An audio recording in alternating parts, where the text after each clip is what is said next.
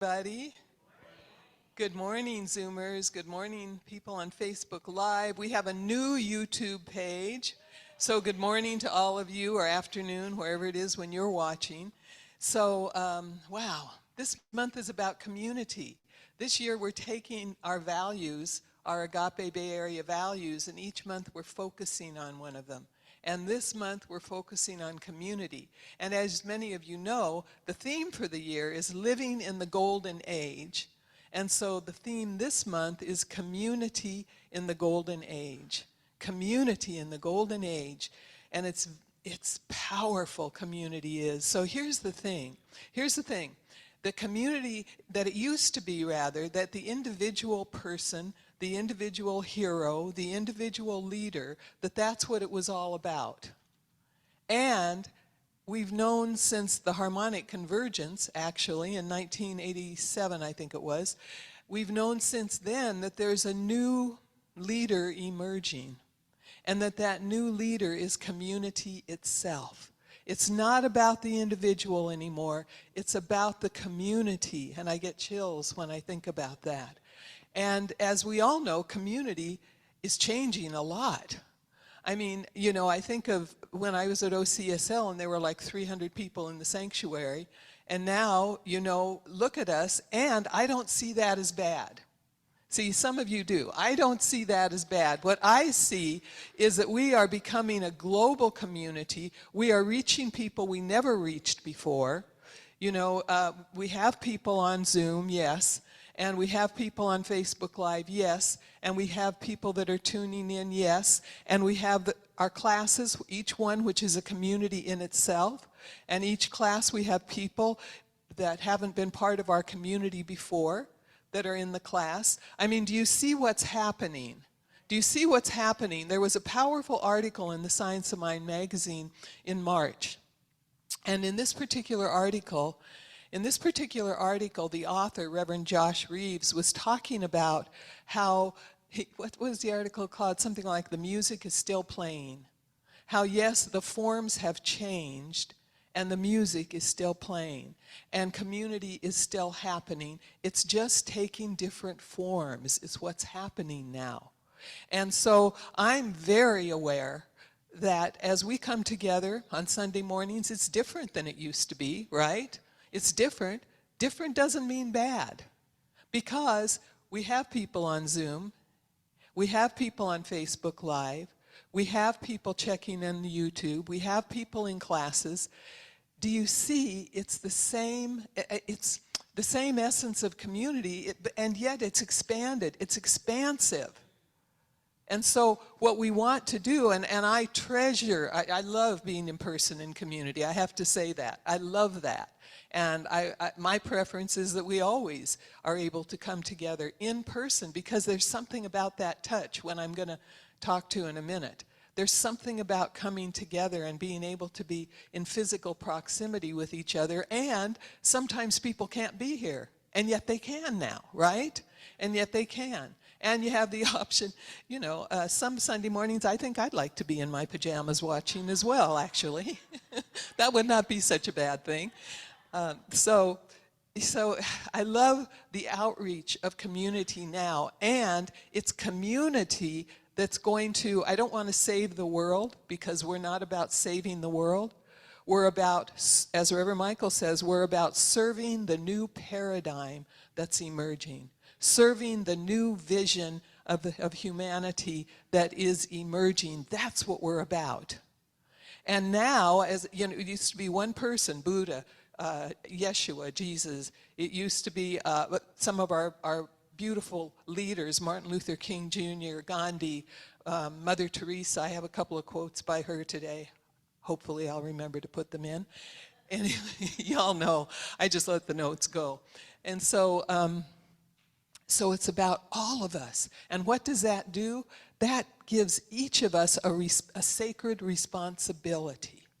A sacred responsibility. And whether it's in this community or another community, wherever you find yourself in community, it's about coming together with some like-minded folks who are about love, who are about peace, who are about justice, who are about social change. I love that the synagogue has, that this particular synagogue has synagogues for ceasefire. I love that. Because we aren't about killing people, we're about loving people back to who they truly are. Getting to know who they truly are. That's what real community is about. And that's what we're about here at Agape Bay Area. So that's the broad picture. And one more thing about the broad picture, and I tell you this all the time, so I won't go on and on about it like I sometimes do. But you know, community, one community, just the folks that are here can have a place in changing the world. We can change the vibrational frequency of the planet. And each one of you, by the way, each one of you, I should say each one of us, because I'm included in that, each one of us can lift that frequency of the planet by being the love that we know we are, by being the peace that we want to see, by being that place of justice, by being that place of joy. Joy is great, by the way, y'all. We don't have to, we don't have to be somber about our spirituality. Joy is a beautiful thing. In fact, David Hawkins calibrated consciousness, and joy is up there at the same level as unconditional love. It's higher. Well, they're both 540, I think, right? 600. Well, we can argue about that later, John. I read Peace is 600, but we can. The point is, let's have a debate. No, I'm just kidding. I'm just kidding. I'll go back and read it. So anyway, the point I'm making is, right? It's up there. It's up there, close to enlightenment. And I used to care about being enlightened. I don't care anymore. It's like, just be who you are, do the best you can, and all of that will, whatever it's going to be. So that's why we're here as spiritual community. And spiritual community provides us with, for many people, it provides a safe haven for many, many people. And it provides social interaction for many, many people. When I was up at OCSL, we were blessed to have a kitchen, and so every Sunday we'd have food afterwards. Some people just showed up for the food afterwards, and that was fine. That was the way they were doing community. I know people had judgment about it, but that was absolutely fine. So here's the thing. Here's the thing, that one of the biggest epidemics going on in the world right now is loneliness. You know that. We all know that. We've known that for a while.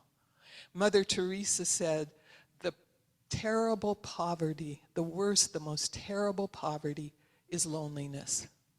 I remember there was a time she visited the United States, and she was in New York City, and she met with, I don't know if it was the mayor, it was some leader in New York City.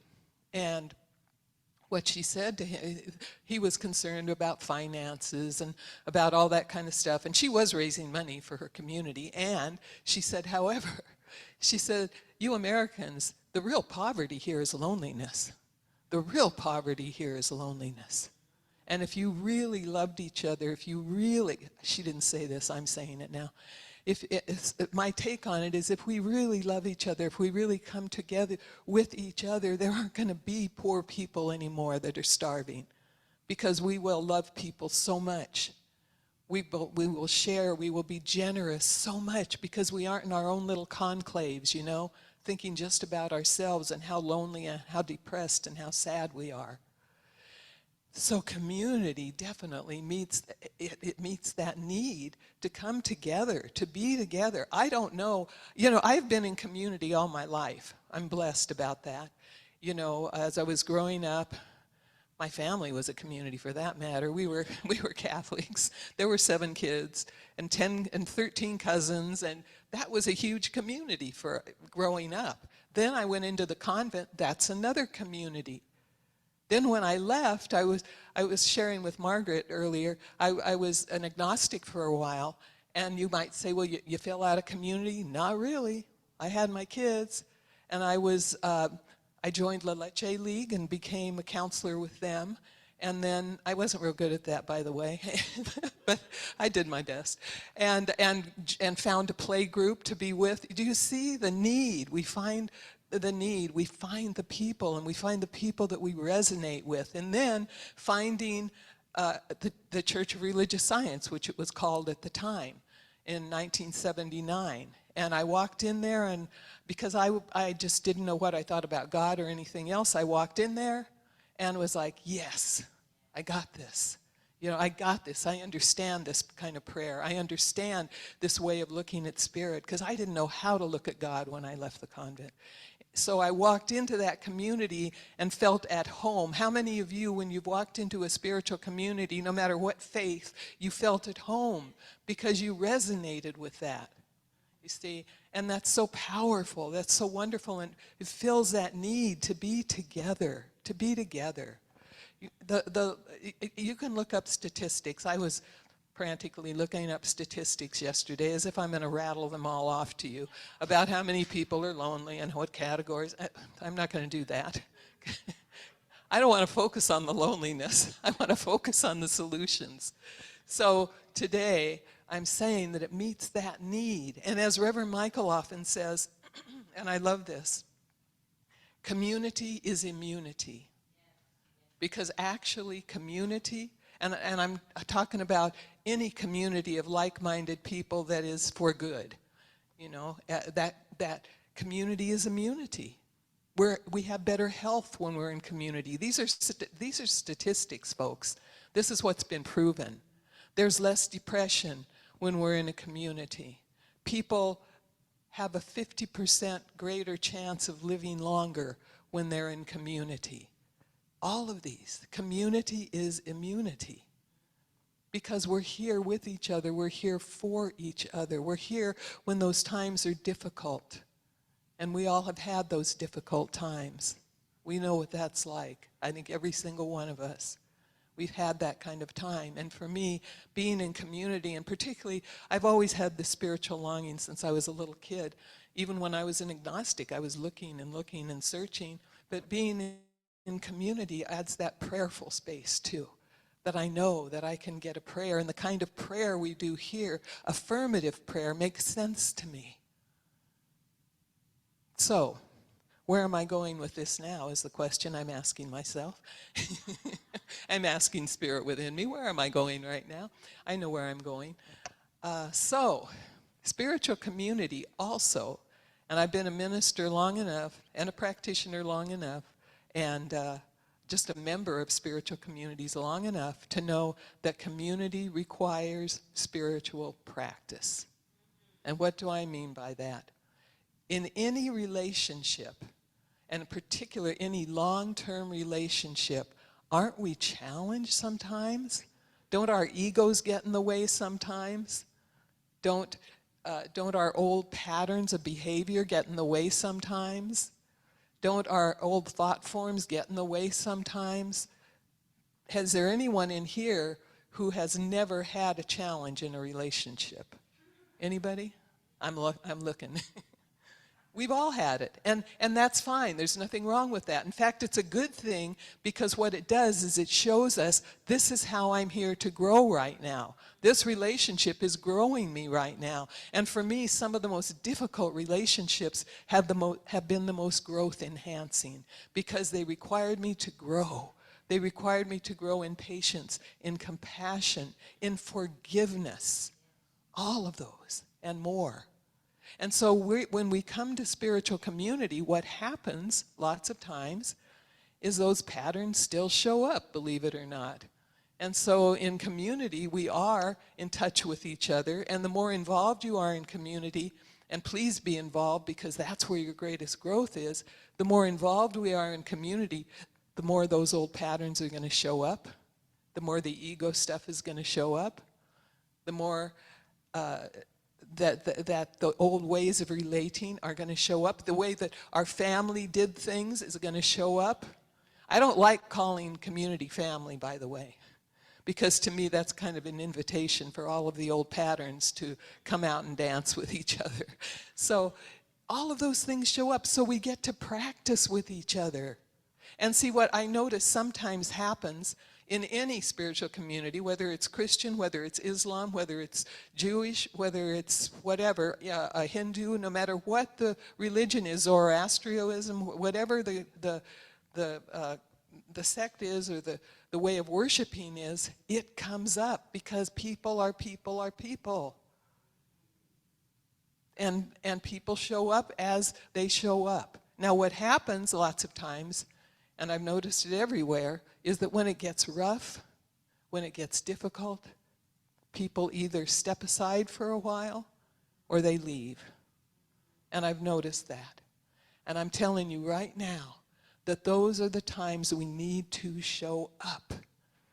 No matter how difficult it is, we need to show up not only for the community, that we support the community in love, in prayer, in non-judgment, that not only do we get to do that, but also we get to be supported by community. We get to grow ourselves. We get to unfold to our greatest yet to be.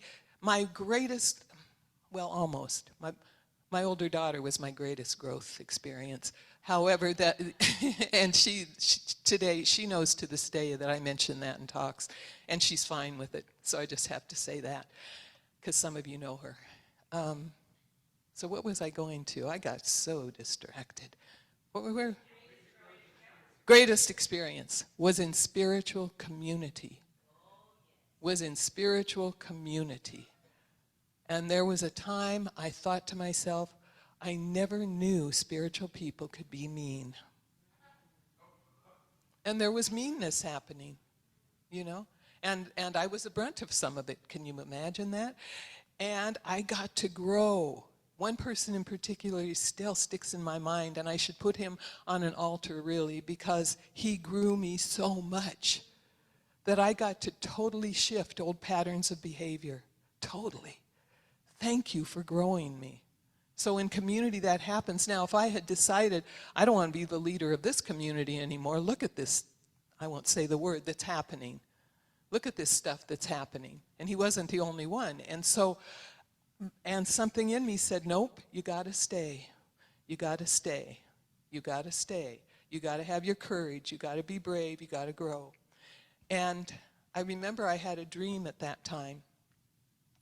And I don't know if I've shared this dream before, but it was a dream when this was happening, and it was so intense.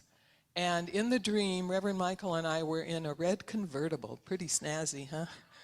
We were in a red convertible. He was driving, and I was in the passenger seat, and I was barefooted. It was a beautiful, lovely day on the bay, and I had my feet up and on the dashboard. I mean, we were just chilling. It was great. And we were going across the bridge. And I looked to the right, and I thought, ooh, this doesn't look good. I saw a fire coming our way, this huge fire, and it was making its way to the bridge. And I remember thinking, oh, we aren't going to make it through this. You know, this fire is going to hit us, because I could tell by the distance we were at and everything, this fire is going to demolish us. You know, goodbye, Earth. And so what happened was, yes, the fire did hit us. We were in the midst of the fire, and it left, and we were absolutely fine. And I looked at my feet when the fire was right there where we were. I looked at my feet, and I saw that they weren't burnt. And then the fire left. That was such, to this day, I remember that dream, as you can tell. I remember it so, it was so powerful, because what it told me is, you're going to make it through this fire. You're going to make it through this fire.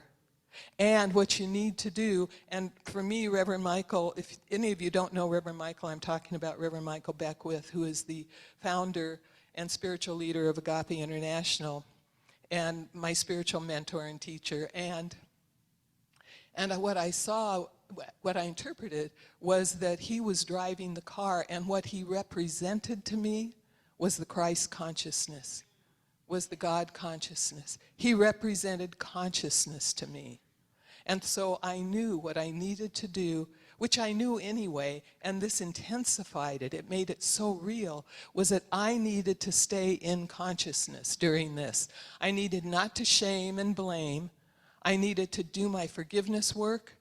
I needed to see this person and anyone else that's what I call being mean to me.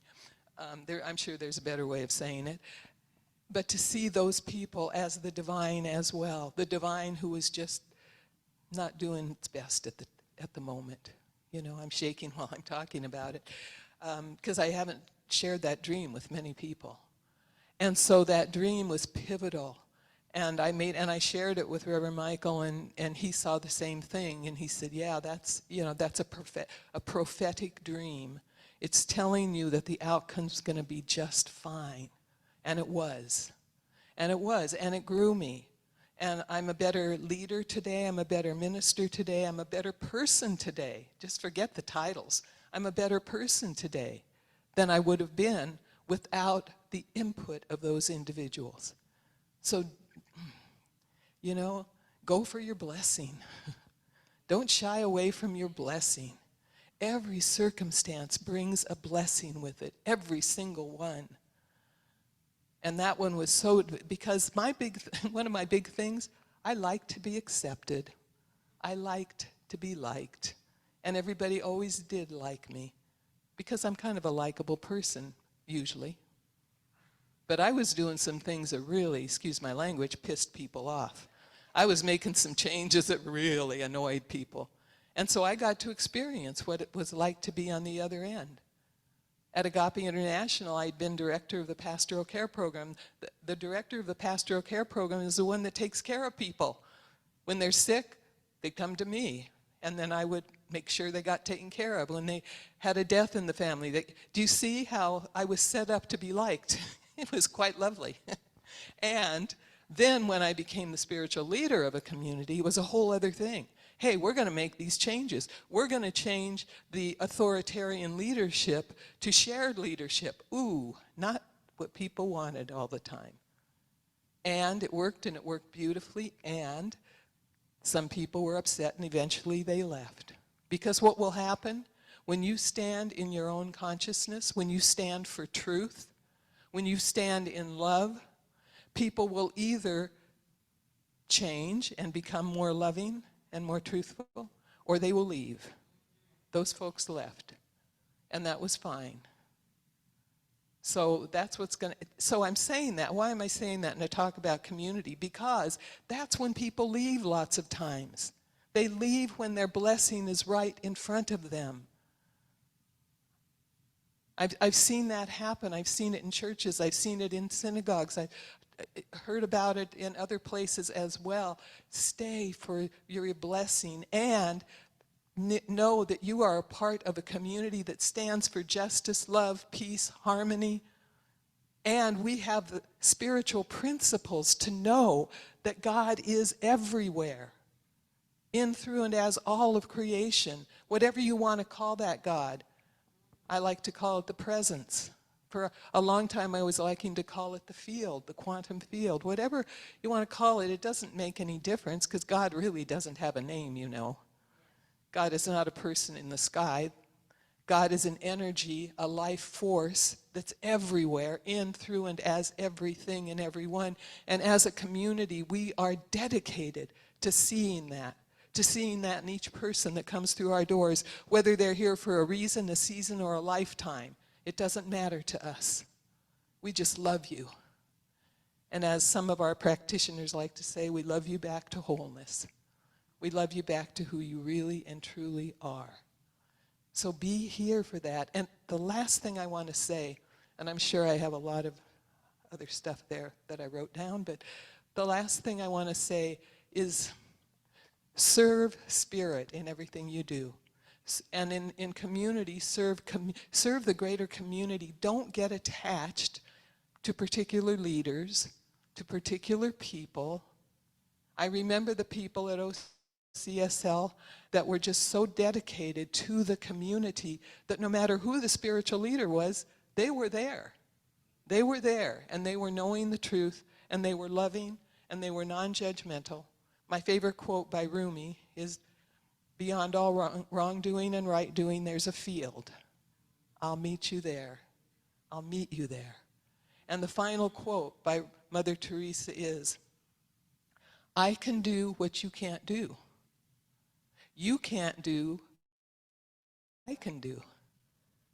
Wait a minute, that's backwards. No, I can do what you can't do. Then I can't do what you can do. I'm getting it right here. I can't do what you can do. And together we make it great. See, sharing the leadership, sharing responsibilities, sharing the love. I can do what you can't do. You can do what I can't do. Together we make it great. So, community. Find community. If it's not here, make it wherever you can find it. But find people of like-minded heart and soul that you support them, they support you, and you dedicate yourself. You commit yourself. And with that, we're going to move into prayer. Reverend Verona is coming forth. So let's just turn within again for a moment.